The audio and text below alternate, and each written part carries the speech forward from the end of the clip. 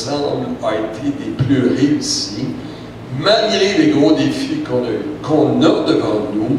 En tout cas, on a pu regarder de manière réaliste ce qui est bon, ce qui est moins bon, puis ce qui s'en vient pour nous. Puis je crois que plus on va être intime et réel dans nos relations entre nous, plus le royaume de Dieu va avancer. Amen, amen, amen. Amen. Donc, notre intimité avec Dieu nous amène à avoir une intimité entre nous. Ce que je suis bien béni parce que tu viens de dire, c'est que cette semaine, je lisais le passage dans Jean où est-ce que Jésus a pris la Sainte Seine. C'est la dernière Sainte Seine. Il parlait de la dernière Sainte Seine avec ses disciples. Puis là, ça m'a dit, refais-le cette semaine. Ça fait qu'on va le refaire cette semaine. Fait que ceux qui veulent rester après la réunion, on va avoir une Sainte Seine, mais autour de la table, tout en partageant un repas. OK? Amen? Et on va le faire régulièrement aussi à l'avenir. Amen. Amen. Moi aussi, quelque chose qui m'interpelle beaucoup, c'est que je sens que le Seigneur veut faire un réveil dans la région. Et puis, j'avais un cri du cœur la semaine dernière auprès de personnes qui étaient là pour que ce réveil-là se manifeste. Ce réveil-là va se manifester à travers, bien sûr, notre unité, notre intimité avec Dieu, notre unité entre nous, mais aussi notre désir de partager la parole, notre désir d'aller chercher les gens qui ne sont pas là depuis quelques semaines, de les appeler, de créer des amitiés. On voit que quelqu'un n'est pas là depuis quelques semaines, mais ce n'est pas rien qu'au pasteur de le faire. Si le pasteur va le faire, probablement, mais s'il y en a 3-4 autres qui le font aussi, wow! Amen? Amen. Amen. D'autres personnes? Ben, ayant été dans le ministère pendant plus de 25 ans, c'est certain qu'on a des yeux pour voir des choses parce qu'on a le même esprit d'appel. Et moi, mon cœur et celui de mon mari aussi, qui va venir bientôt nous rejoindre. Alléluia! C'est vraiment de rencontrer ceux qui font des cellules maison dans le coin. On les connaît bien, ils nous font confiance pour les inviter à se joindre à nous le dimanche. Amen. Pour au moins avoir la célébration de louange, d'adoration et recevoir la parole d'un ouvrier pour qu'il puisse être ici avec nous. Et quand les gens vont voir le stationnement plein, ils vont se dire, qu'est-ce qui se passe là? Ils vont vouloir venir voir. Il faut que les gens voient que Dieu ajoute des gens à l'Église. S'ils voient qu'il n'en ajoute pas, ils vont se poser des questions, c'est une secte, ça ne marche pas. Donc moi, c'est mon désir d'aller chercher un groupe de peut-être une dizaine de personnes. Je vous demanderais de prier pour nous, parce que nous, on est juste la personne au front, mais ici, on n'a pas le soutien des autres en arrière. Et ça va faire toute une dynamique différente, parce qu'il va y avoir des enfants, il va y avoir des nouveaux, des dons, des talents, qui vont pouvoir occuper des postes que maintenant, c'est tout le monde qui doit les occuper. Les petits noyaux doivent tous les occuper en même temps. Donc, je crois que ça va faire partie du réveil, l'unité. Et que toute parole négative qui aurait été dite soit retirée. Amen. Cette semaine, je suis arrivée par surprise chez 2 sœurs chrétiennes de Québec. Et une était là. Je disais, ah, ton fils vient encore à l'école de mes enfants? Elle dit, non, il est arrivé de quoi de grave. Elle commence à raconter ça. Je l'écoute compatissante. Après ça, elle me dit, puis là, j'ai essayé de la ramener sur le terrain de la droiture. Et là, elle commence à me dire, oui, mais il y a elle, il y a lui aussi, puis il y a ça. J'ai dit, est-ce que c'est parce que tu as fait de la médisance avec eux que tu sais tout ça? Puis que là, vous avez fait un noyau de médisance contre une école qui essaie de se bâtir depuis 20 ans, avec les pleurs, avec les manques, avec des 50 heures de plus par semaine pour les bâtisseurs. Je disais, le Seigneur m'a vraiment amené des années à réparer et à aller chercher les plumes qu'ils ont lancées comme ça. C'est délicat. Il ne faut pas laisser les murmures et les critiques se dire à une et à l'autre parce qu'on fait un vent très dangereux contre quelque chose qui essaie de se bâtir, je pense, ici depuis tant d'années, avec tant de sueur et de labeur. Amen. Merci beaucoup, Maryse. Amen. Dernière personne? Amen. Oui, prions. prions, c'est beaucoup ça que le Seigneur me mettait à cœur. Fait que je confirme, il y a tellement de confirmations en matin, j'en reviens pas. Mais c'est bon. Dieu est très, très, très, très bon. Amen. Bon, on va commencer avec les annonces. Je vais demander à Jean. Oui. Jean va commencer avec une première annonce. Bonjour tout le monde. Comme vous savez, il va y avoir une conférence des couples qui s'en vient pour le 14 avril. Jésus a dit lui-même dans Jean 13, 35, à tous et à ceux-ci tous connaîtront que vous êtes mes disciples si vous avez de l'amour les uns pour les autres. La première cellule que Dieu a formée, c'est le couple.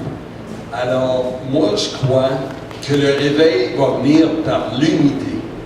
Et si on a des couples forts, unis, remplis de l'esprit, ça va avoir un impact vraiment autour de nous, dans notre entourage immédiat, mais aussi au travail, aussi dans nos familles.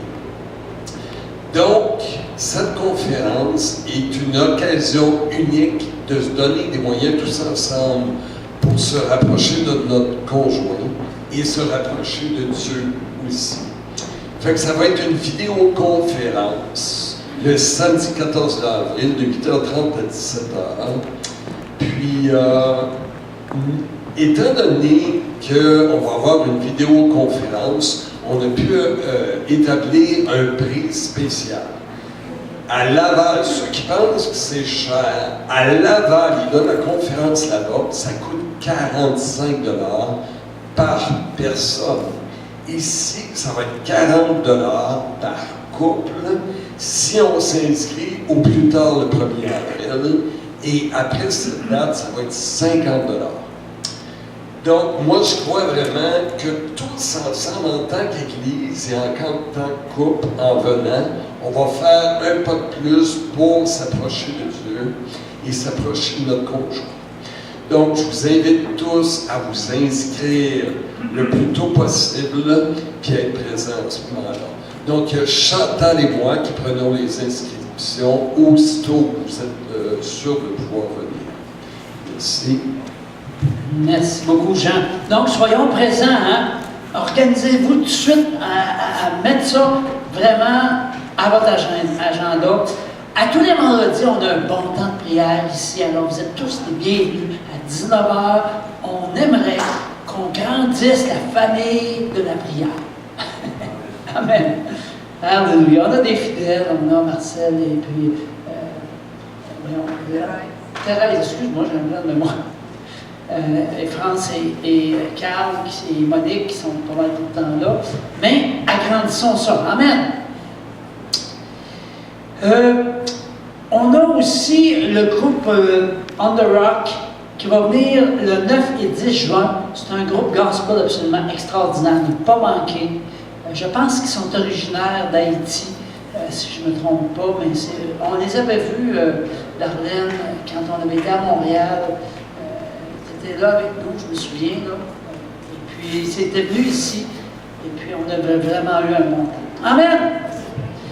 Vous êtes prêts? Oui. Yes!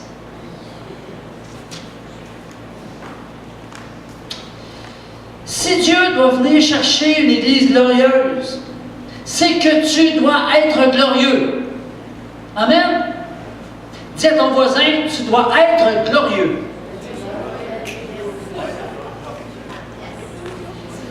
Vous savez, ça prend des muscles spirituels pour porter ça, la gloire de Dieu. Je peux vous le dire. Amen, oui. Et plus que chacun de nous, on va être glorieux, plus qu'on va être une famille glorieuse, plus qu'on va inviter les gens à savoir, c'est ça cette gloire-là qu'il y a là. Amen. Donc, la gloire de Dieu, c'est sérieux. Amen. Éphésiens 2, 19 nous dit, c'est pourquoi vous n'êtes plus des étrangers, ni des gens de passage, mais vous faites partie du peuple de Dieu.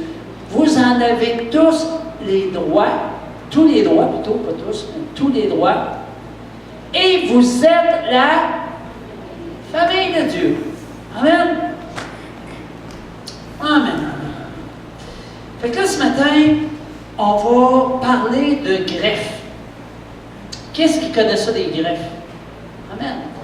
Greffe, on va voir c'est quoi tout à l'heure, mais avant d'aller plus loin, j'aimerais vous dire une chose.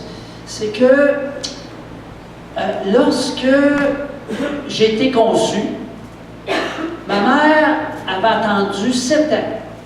Elle avait eu 3 gars. Elle a attendu 7 ans, parce qu'on lui avait dit que si elle attendait 7 ans, elle était pour avoir une fille. Ça fait que dans le ventre de ma mère, pendant que j'étais dans le ventre de ma mère, bien bercée, ma mère ne voyait qu'un garçon, qu'une fille. D'ailleurs, elle avait prévu un seul nom, qui était Sylvie. Alors, quand je suis né, puis qu'elle a vu que c'était un petit dégât, ben, elle était surprise, pour le moins surprise. Okay? Et d'ailleurs, quand une semaine plus tard, parce que dans ce temps-là, on nous faisait baptiser une semaine plus tard à l'Église catholique, alors elle était rendue devant l'Église sur le perron, puis elle demandait à ceux qui étaient avec elle, mais comment qu'on l'appelle? Comment qu'on l'appelle? Elle n'avait toujours pas de nom. Fait que là, ma tante Yvette, qui était ma marraine, ben, elle t'appelle Lélie. Là, ma mère, elle dit, ouais, Lélie, elle dit, ben, trop court. Fait que finalement, j'ai fini par hériter du nom de Jean-Yves. Pourquoi est-ce que je vous parle de ça? C'est qu'on va parler des blessures qu'on peut avoir reçues dans notre esprit humain alors qu'on n'était même pas encore né. Pendant qu'on était dans le ventre de la mère ou encore qu'on était en très, très, très, très jeune âge. Amen? Mais que Dieu veut guérir. Amen. OK? Mais que Dieu veut guérir. Alors, je vais partir un petit peu plus loin. On va revoir, c'est toujours des inspirations qu'on a eues en Belgique. Donc, on continue là, la moisson de la Belgique. On est allé récolter un peu en Belgique, on veut vous partager ça ce matin. On veut continuer à vous partager ça. Donc, dans 1 Thessaloniciens 5, ça nous parle de les 3 parties que nous sommes un esprit, nous avons une âme, et nous vivons dans un corps. Donc, de la même façon que Dieu est Père, Fils et Saint-Esprit, l'être humain est aussi divisé en 3 parties. Que le Dieu de la paix lui-même vous fasse vivre totalement pour lui, qu'il garde toute votre personne, votre esprit, votre âme et votre corps.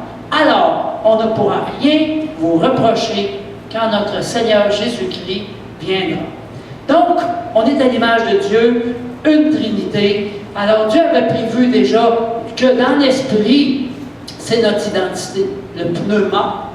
Notre âme, elle, c'est notre personnalité, nos émotions et aussi notre intelligence, raison et pensée. Et bien sûr, le corps qui est l'enveloppe, qui est nous-mêmes. Et Dieu a prévu de communiquer avec l'être humain à travers son esprit, après ça, son âme et son corps. Mais on a vu la semaine passée, on va le revoir tout à l'heure, que trop souvent, notre esprit n'est pas là en premier, en communion avec Dieu. Amen. Alors, l'homme spirituel qui a accepté le Seigneur dans sa vie, okay, il y a un esprit qui est régénéré. Amen. Il y a un cœur pur. Et son esprit humain a été guéri jusqu'à un certain point. Mais on va voir qu'il peut y avoir des altérations.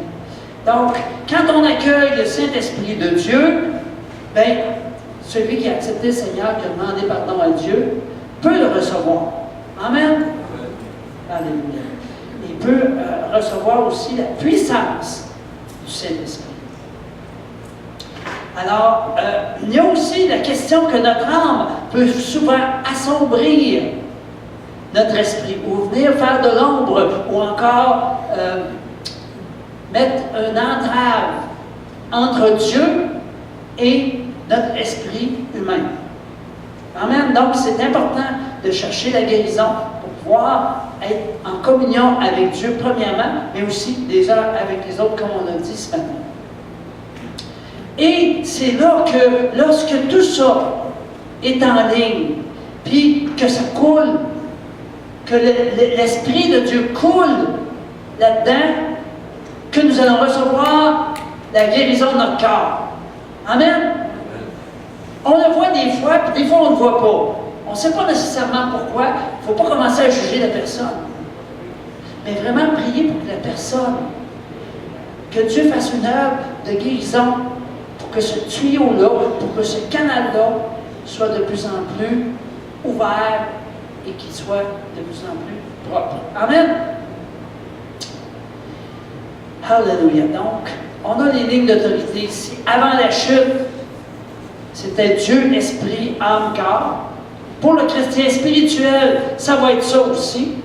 Mais trop souvent, la ligne d'autorité, une fois que, après la chute, pour le monde, monsieur et madame tout le monde, c'est Dieu, et tout de suite, il y a l'âme, et l'esprit vient en dernier. Et ça, c'est vraiment pas la bonne manière pour que Dieu puisse déverser sur l'être humain. Amen. Ça va-tu pour tout le monde? C'est une révision. On continue dans la révision. Il y a 3 types de personnes dans le monde. Amen. OK, donc ici, on a une vie dirigée par soi-même. Le M est assis sur la chaise. Le moi règne sur sa vie. Il demeure seul maître de son activité, ce qui lui apporte souvent de frustration et désordre. Le Christ est à l'extérieur de la bulle de l'être humain. Ça n'influence pas sa vie du tout. Deuxièmement, on a une vie dirigée par le Saint-Esprit, où est-ce que là, vraiment, le Seigneur siège, le Seigneur règne sur la vie de l'être humain. C'est le centre de sa vie. Et là, vraiment, il y a des fruits de l'Esprit qui sortent de cette personne-là. Et c'est ça qu'on veut, c'est ça qu'on vise, c'est ça qu'on désire, et c'est ça on doit prier d'atteindre. Amen? Par la grâce de Dieu. Vous êtes d'accord avec moi? Oui. Et malheureusement, il y a aussi des chrétiens charnels. Ces chrétiens-là, oui, ont accepté le Seigneur, mais continuent à prendre des décisions par eux-mêmes et n'ont pas cherché la face de Dieu dans l'intimité pour être dirigés par Dieu. Il ignore son héritage spirituel, il manque de foi et désobéit à Dieu, il manque d'amour. Peut-être qu'il n'y a pas tout ça, là. Comprenez-vous, ça peut être juste un élément là-dedans qui entrave. Mais il reste quand même que le Seigneur veut vraiment que notre chair soit crucifiée. Amen. Notre chair soit crucifiée. Amen. Alléluia. Bon, ça c'était juste une petite révision. Je voudrais vous dire que Dieu désire greffer en nous un bourgeon. Son sperma, ou sa semence, ou encore sa postérité. Amen. Parce qu'il veut créer un être nouveau. Vous me suivez? Donc, on est quelqu'un qui a grandi depuis un certain temps, puis à un moment donné, on dit, oh, wow, je te demande pardon, Seigneur. Viens habiter dans ma vie, je te mets en premier. À partir de ce moment-là, le Seigneur vient mettre un bourgeon. Mais si vous remarquez, pour installer un bourgeon, on doit faire une entaille. On fait même 2 entailles. OK? Si le Seigneur veut mettre un bourgeon, c'est quand quelque part, on a reconnu que nous sommes blessés. Blessés dans notre relation avec Dieu. Que notre relation n'est plus... À un moment donné, il faut reconnaître que notre relation n'est pas ce que Dieu voudrait qu'elle soit. Amen? Donc, on reconnaît qu'on a besoin de Dieu, et là, Dieu vient mettre ce qu'on appelle son sperma ou un bourgeon. Et là, qu'est-ce qui se passe? C'est qu'il y a une branche qui part. Maintenant, on a toujours le choix entre envoyer la sève dans cette nouvelle branche, dans ce nouveau bourgeon, ou encore d'envoyer dans la chair qui est la branche qui passe direct à ligne droite. Et crucifier la chair, ça veut dire de couper cette branche-là qui n'est pas de Dieu pour laisser vraiment Dieu pousser en nous. Amen? Ça va-tu pour tout le monde? Ça fait que ça, c'est un petit cours de greffage. Amen. Yes. Donc, lorsque nous acceptons dans nos vies l'œuvre de Jésus à la croix, Dieu nous donne un esprit renouvelé. Dieu greffe sur notre tronc un bourgeon, sperma postérité, qui est l'œuvre du Saint-Esprit en nous. Amen. Amen. Amen. Amen. Nous avons le choix donc de nourrir ce vieux bourgeon ou de laisser la sève dans notre vieille âme, dans la chair. Dans Ézéchiel 36, les versets 25 à 27, c'est dit, « Je verserai sur vous de l'eau pure. » Êtes-vous prêts pour l'eau pure? Et vous serez purs. Wow, belle promesse. « Je vous purifierai de toutes vos actions impures que vous faites pour les faux dieux. » Bien sûr, ici, on est dans l'Ancien Testament, où est-ce que les Israélites, trop souvent, adoraient de faux dieux. Nous, pour nous, aujourd'hui, qu'est-ce que ça veut dire, ça? Amen. Tout ce qu'on met en premier qui n'est pas Dieu. Hey, c'est quelque chose, là. On a tout un défi, vous savez. C'est pas évident de toujours mettre Dieu en premier dans tout ce que l'on fait, dans tout ce que l'on vit. C'est un grand défi. Je vous donnerai un cœur nouveau. Hey, ça, c'est une belle promesse. Je vous donnerai un cœur nouveau. Je mettrai en vous un esprit nouveau. Vous savez, le cœur, c'est l'âme et l'esprit.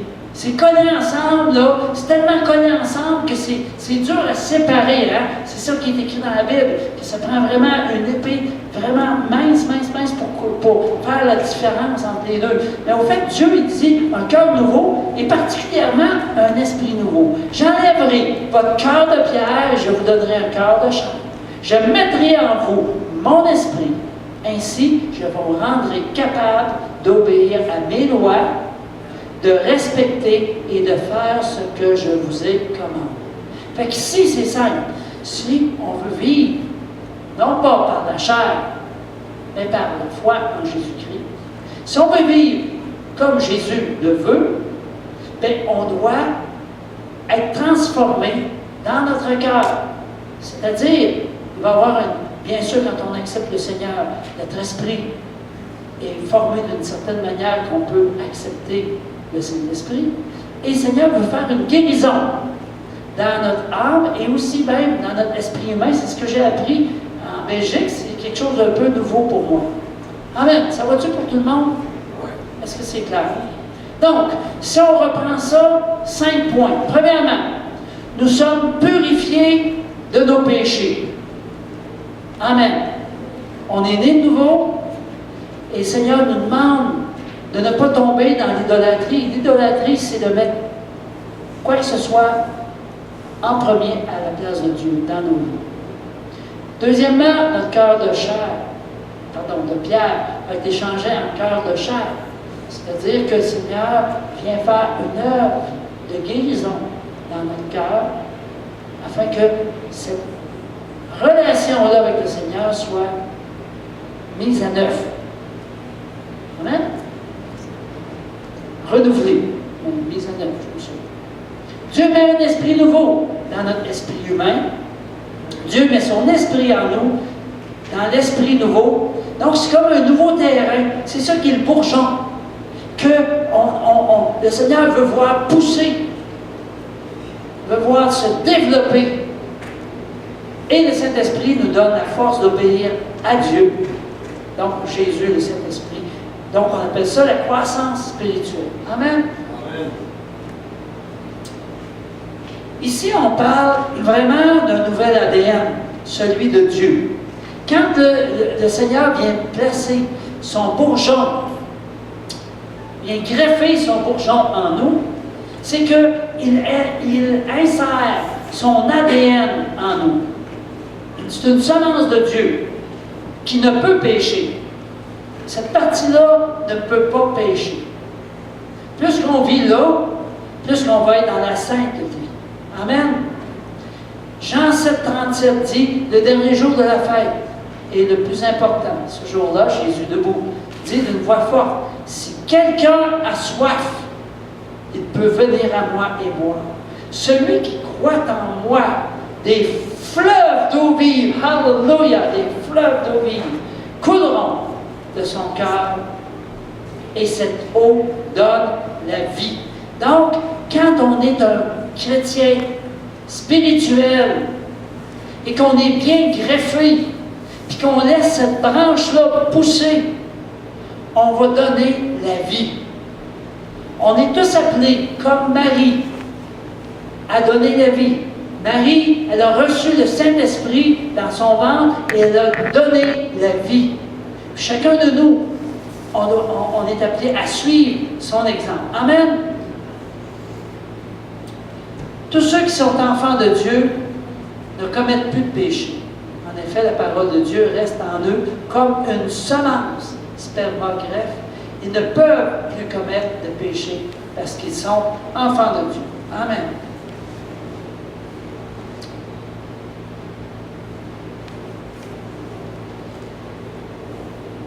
Donc, chaque fois que l'on reconnaît le vieil homme dans nos réactions, dans nos actions,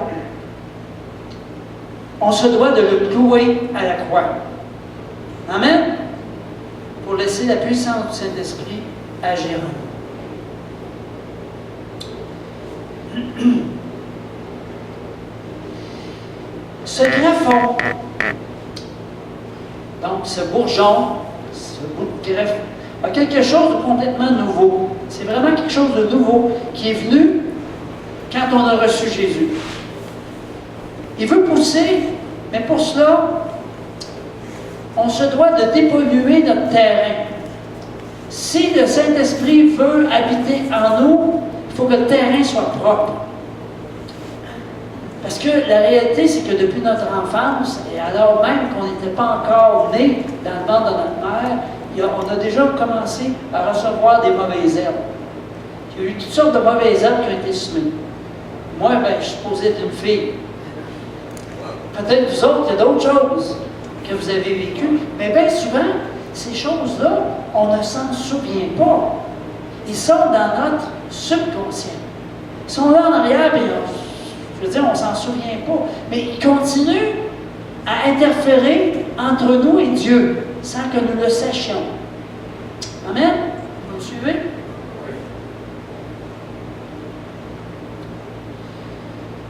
Donc, ces éléments-là qui interfèrent comme ça, ce sont les blessures, même les péchés. Dieu seul a la puissance de dépolluer, de nous délivrer de ces éléments-là. Amen. J'ai pensé à une comparaison. C'est un petit peu comme un antivirus dans notre ordinateur qui détecte ce qui est mauvais dans notre ordi central, puis les enlève. Je dirais que c'est plus qu'on connaît le Seigneur, plus qu'on s'approche de lui, plus qu'on a cette intimité avec lui, plus qu'on découvre la parole, plus qu'on a une conscience aiguisée. Dis à ton frère à côté de toi, conscience aiguisée. Amen. Je vous invite tous à avoir une conscience aiguisée, mais pas aiguisée par n'importe quoi, aiguisée par la parole de Dieu et votre intimité avec le Seigneur. Depuis notre enfance, plusieurs dossiers ont été inscrits, puis downloadés dans notre ordinateur. Certains sont bons, certains sont plus blessants. Amen. Ces dossiers-là sont inscrits dans nos âmes et altèrent notre identité. En Jésus-Christ, bien entendu. Avec la grâce de Dieu, par sa parole, parfois au travers de la délivrance, parce qu'on a ici une équipe, quelques personnes qui offrent la délivrance, ou encore la relation d'aide, Dieu va effacer les blessures, puis va réécrire, à l'aide de sa parole, notre nouvelle identité. Ça va pour tout le monde? Je pense que c'est le fun, hein? Tout le monde travaille avec des ordinateurs aujourd'hui, à peu près tout le monde. Ça fait que... Mais lorsque les blessures sont survenues avant la naissance, ou encore dans la petite enfance, elles sont gravées sur notre disque dur. Ouch! C'est notre esprit humain qui, à ce moment-là, selon le pasteur Bégoni, est contaminé. Peu importe si c'est l'esprit ou l'âme, mais en tout cas, l'idée, là, c'est qu'il y a quelque chose qui est caché. Il y a quelque chose qui est vraiment altéré et qu'il faut s'en débarrasser. Il faut guérir de ça, qu'il faut aller chercher une pleine guérison. Donc, il y a carrément un blocage entre Dieu et notre esprit humain à cause de ces blessures-là qu'on a reçues aussi, peut-être ces péchés. Donc, Dieu veut opérer la guérison de toute notre être, esprit, âme et corps, pour que nous soyons vraiment un chrétien spirituel. Et je pense que c'est pour ça que parfois, peut-être qu'on cherche des guérisons, puis on les a pas. Peut-être que notre vie est un peu stérile. Amen.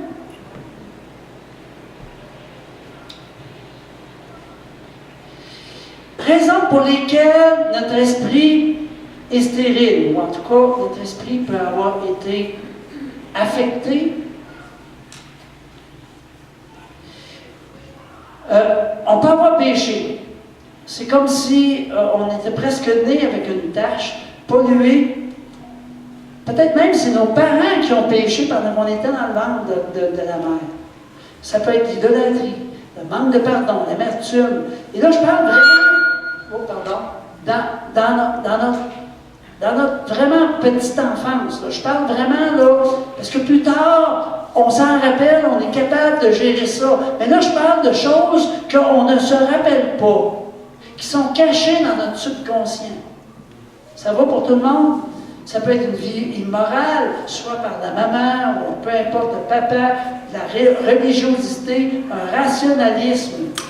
C'est que de nous servir de notre intelligence, puis de ne plus être capable d'entendre la voix de Dieu. Ça, là, souvent notre rationalisme finit par bloquer la voix de Dieu. On était brisés à cause de blessures, des péchés des autres contre nous, des expériences traumatisantes, des conflits non résolus. Fait que, il y a beaucoup de raisons pour lesquelles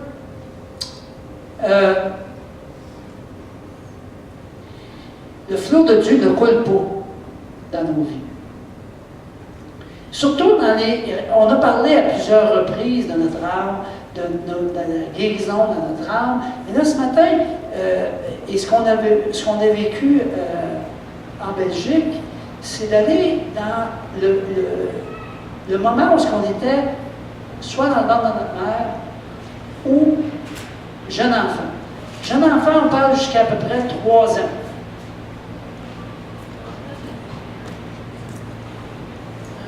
Témoignage pour illustrer ça, pour nous aider à mieux comprendre, parce que quand même, c'est pas toujours facile à démêler tout ça. Mais effectivement, quand on est en Belgique, ils nous ont fait faire un exercice.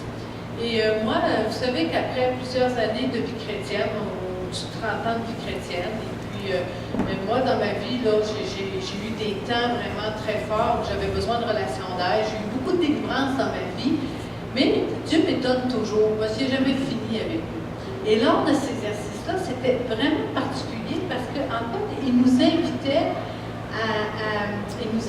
simplement à réfléchir au moment où finalement on a été conçu, mais surtout, moi, ce qui m'a touchée, comment ça s'est passé à la naissance. Et comme on était dans cette réflexion-là, alors que l'animateur parlait, nous emmenait dans cette réflexion-là, moi, j'ai eu une révélation. J'ai ressenti dans mon esprit comment je me suis sentie quand ma mère m'a accouchée. Et c'était particulier. Je savais que ma sœur, juste avant moi, l'accouchement avait été très difficile. Et ça avait été traumatisant pour ma mère. Ma mère, elle nous a tous accouchés à la maison. Donc, ça a été traumatisant pour ma mère, cet accouchement-là difficile, même qu'on a dit que ma soeur, elle avait manqué d'oxygène et à cause de ça, elle allait avoir un retard mental. Finalement, la chose ne s'est pas produite, mais moi, je venais tout de suite après ma soeur. Je venais tout de suite après ma soeur. Donc, comprenez que ma mère, elle a vécu ce traumatisme-là à l'accouchement de ma sœur, et moi, là, j'arrive. Et pour la première fois, j'ai ressenti dans mon esprit la peur que ma mère elle a vécue pendant sa grossesse en se disant « Est-ce que je vais vivre la même chose? Ça va être difficile. » Et même que j'ai eu peur de sortir. J'ai ressenti cette peur-là. Et puis là, je me disais, et c'est vrai, moi, je devais venir au monde le 25, la fête de la Sainte-Catherine, là, je ne sais pas si c'est le 24, c'était en mois de 25 novembre. Finalement, j'ai retardé jusqu'au 1er décembre. Elle se fait toujours attendre. Et là, c'est pour la première fois de ma vie, j'ai réalisé la peur que ma mère elle a eue, et moi aussi, la peur même qui était déjà là en moi à ma sortie. Et quand je suis née, déception pour mes frères et sœurs, parce que j'étais la 6e d'une famille de 9, tous mes frères et sœurs étaient roux ou blonds. Et là, tout à coup, moi, j'arrive les cheveux bruns foncés. Et là, c'était comme, et c'est qui elle? Parce que je ne fitais pas dans leur décor. Parce que, imaginez la scène. Ma mère, elle nous accouche à la maison. Les frères et les sœurs sont à la maison. Puis là, ils ont hâte d'avoir le bébé. Et là, ce bébé-là, il n'est pas comme les autres bébés. Et là, encore là, mais j'ai eu des révélations de choses qui étaient enfouies dans mon esprit humain. Après qu'ils nous ont fait faire l'exercice, là, ils ont pris le temps de prier pour chacun de nous. Et à ma grande surprise, je suis allée chercher d'autres guérisons, mais des guérisons qui étaient vraiment enfouies profondément dans mon esprit humain. Et ça m'a impacté parce que quand je suis revenue d'Europe, je pense que j'ai eu un dégagement au niveau de la peur. Quand je suis revenue d'Europe, c'était le soir. C'était un soir brumeux, nuageux, mouilleux, et puis Jean-Yves était claqué parce qu'il était grippé, il était complètement claqué. On avait laissé l'auto à Québec. J'ai dit, Jean-Yves, laisse-moi conduire. Je déteste conduire en ville, je déteste conduire en noirceur quand il pleut. Et là, je prends le volant, c'était brumeux, pluvieux, slotcheux. Et là, je prends le volant, j'ai conduit jusqu'à la maison, sans ressentir la moindre peur. Et ça, pour moi, c'était quelque chose d'exceptionnel. Et j'ai dit, OK, Seigneur, tu t'as opéré quelque chose. Amen. J'espère que ça vous aide à mieux comprendre. C'est bon. Merci.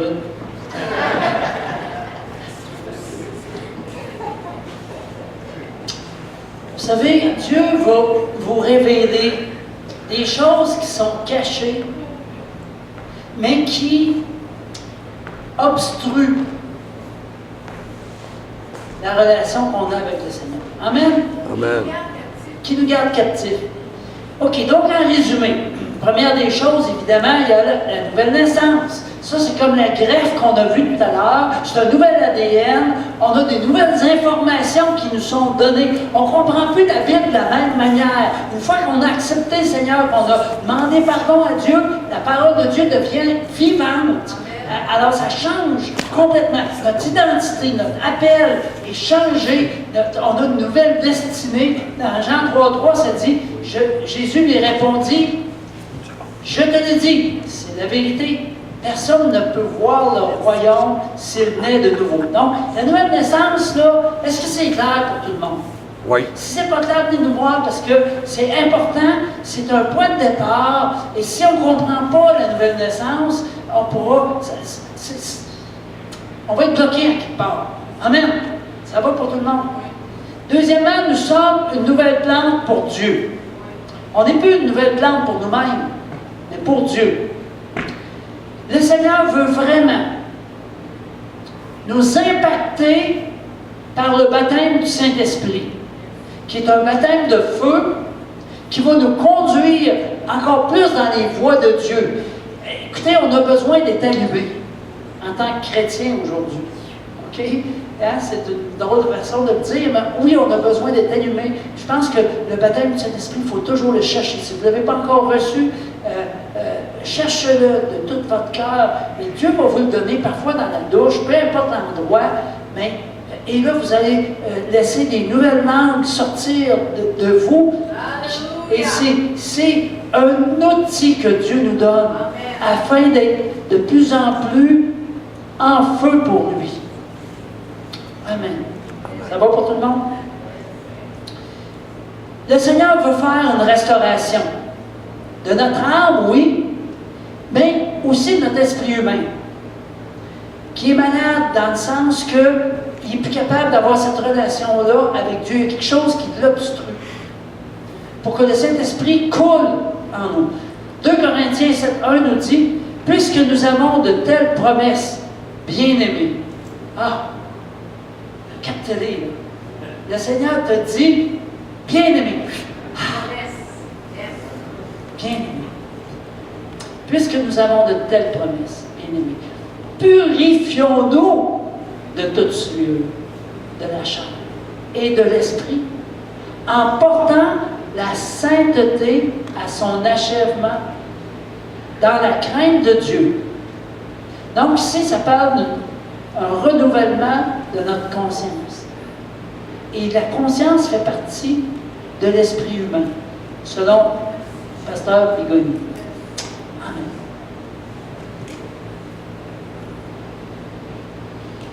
Dieu veut vraiment rétablir cette ligne-là d'autorité qui est Dieu, esprit, humain, âme, corps. Il y a un brisement de l'âme qui est nécessaire pour une guérison, pour libérer notre esprit humain de toutes sortes de blessures qu'on a reçues, peut-être même qui sont bien cachées dans notre inconscient. Donc, à quelque part, il faut laisser Dieu nous remettre en question. Ici, il y a un brisement. Mais il y a une restauration de l'âme, de notre pensée, de nos émotions. Il y a une restauration aussi de notre esprit. Et il y a guérison du corps. Moi, je pense que tout ça, là, c'est en ligne.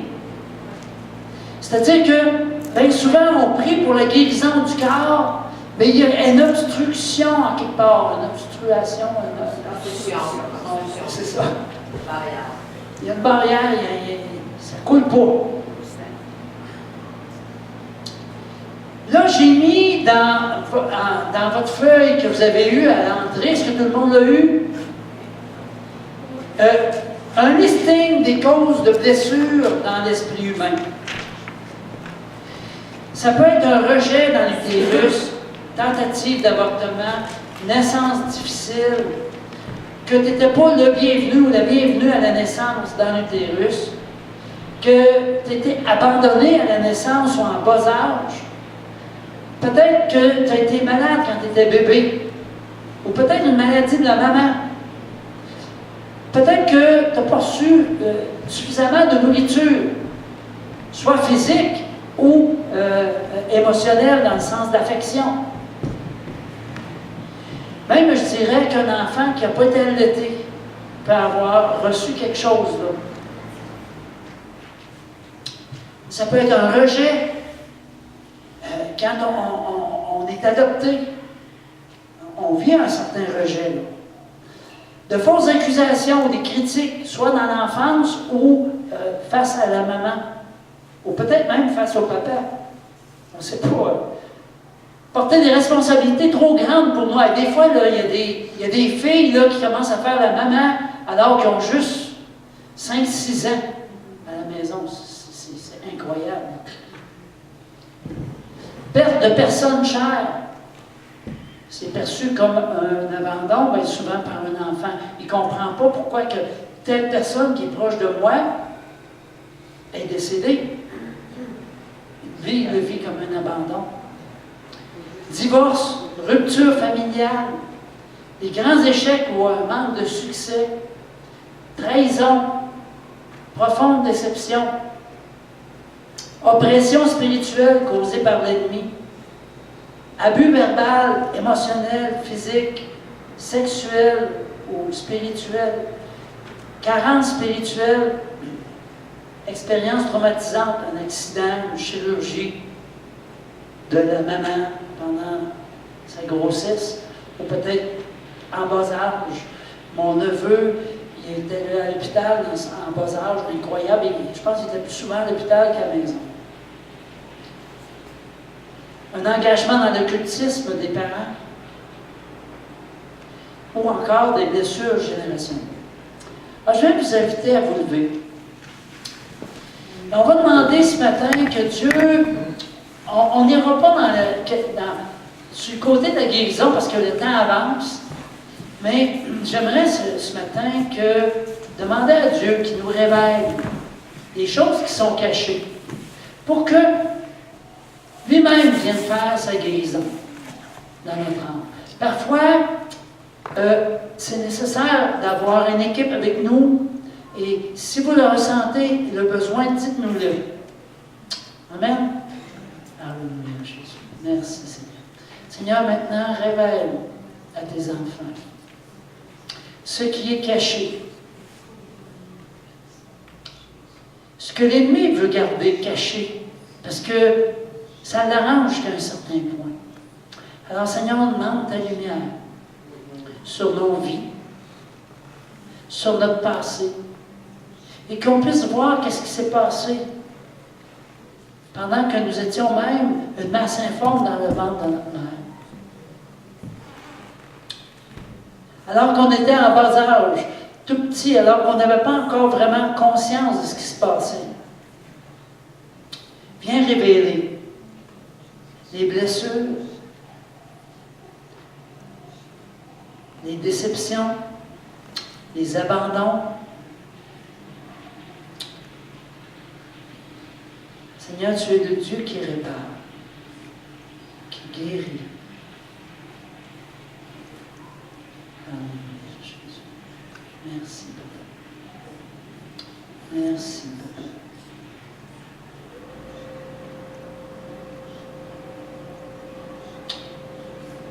Le psaume 139 dit que tu es une créature merveilleuse, parce que c'est Dieu qui t'a créé. Dieu t'a conçu, parfait et intègre. Peut-être as-tu été conçu dans le péché. Peut-être as-tu été rejeté alors que tu étais dans le monde de ta mère ou en bas âge.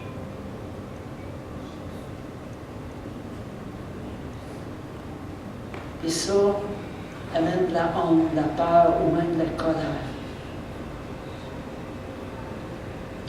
Alors, Seigneur, merci de te révéler ce matin à chacun de nous. Et toi, Seigneur, qui es le grand médecin, avec ton scalpel, tu viens enlever dans notre cœur tout ce qui est très pur, tout ce qui est blessure. Viens faire ton œuvre, Seigneur.